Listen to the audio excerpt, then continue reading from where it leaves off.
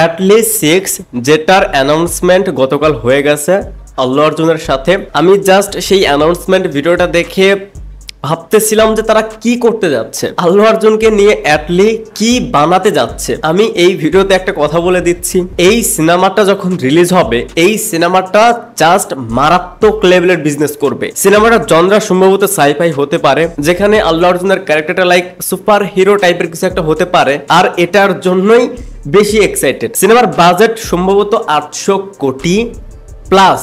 Announcement ভিডিওটা যারা দেখেছেন সেখান থেকে তারা এতটুকু স্পষ্ট যে তারা কি বানাতে যাচ্ছে। সো এই ধরনের সাইফাই ফিল্মের ক্ষেত্রে এই বাজেটটা কিন্তু খুব একটা বড় অঙ্কের নয়, বাট এর পরেও এই মুহূর্তে দাঁড়িয়ে আমি যদি ভুল না করি এস রাজামৌলির সাথে মহেশ বাবুর যে প্রজেক্টটা হচ্ছে সেটার বাজেট আই থিঙ্ক 1000 কোটি প্লাস। সেটারই বাজেটের দিক থেকে পরের অবস্থানে থাকতে যাচ্ছে অ্যাটলি 6। ফিল্মের যে ডিরেক্টর, ফিল্মের যে লিড অ্যাক্টর, তাদের যে প্রিভিয়াস কাজ তাদের যে রিসেন্ট কাজগুলো, পুষ্পা 2 যেটা অল টাইম ব্লকবাস্টার, অ্যাটলির last film Jawan all time blockbuster. So একটা প্রোডাকশন হাউস কিন্তু আপনাকে এমনিতেই এত একটা বড় অঙ্কের অ্যামাউন্ট দিচ্ছে না, এত বড় একটা বাজেট দিচ্ছে না। প্রিভিয়াস যে ট্র্যাক রেকর্ড সেটা ভালো, সেটা 100% পজিটিভ, এবং এটা যে দারুণ কিছু হতে যাচ্ছে ইন্ডিয়ান ফিল্মে সেটার আভাস পাওয়া যাচ্ছে। এখানে একটা বিষয় নিয়ে দেখলাম বেশ আলোচনা হচ্ছে যে হয়তোবা এই প্রজেক্টের সাথে সালমান খান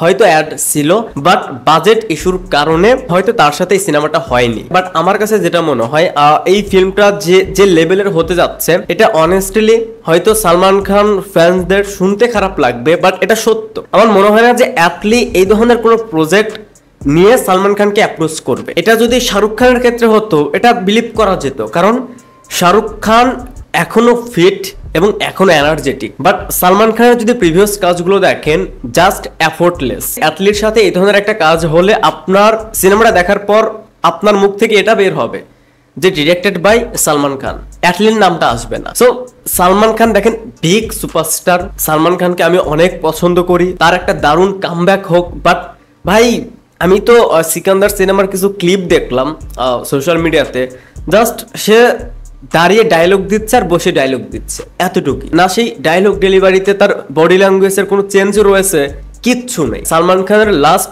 প্রত্যেকটা কাজ জাস্ট এফোর্টলেস। ইভেন সিকান্দারের যে এত বাজে রিভিউ, সবাই দেখলাম এটা লিখতেছে যে সালমান খান নাকি ঘুমিয়ে অভিনয় করেছে, হতেও পারে। সো এখানে বাজেট ইস্যু না, আমার মনেই হয় না যে অ্যাটলি এই ধরনের কোনো সিনেমার জন্য তাকে অ্যাপ্রোচ করেছে। যাই হোক, অ্যাটলির সাথে আল্লু অর্জুনের এই প্রজেক্টটা দেখার জন্য তো ভাই মারাত্মক লেভেলের এক্সাইটেড। এখন দেখা যাক পরবর্তীতে আমরা আরো কি আপডেট পাই এই ফিল্ম রিলেটেড, সেটা এখন দেখার অপেক্ষা। আপনারা কতটা এক্সাইটেড এই ফিল্মটা নিয়ে সেটা অবশ্যই কমেন্টসে জানাবেন। ভিডিওটা দেখার জন্য অসংখ্য ধন্যবাদ। আর এই চ্যানেলে যদি আপনি প্রথমবারের মতন হয়ে থাকেন তাহলে প্লিজ সাবস্ক্রাইব। বাই।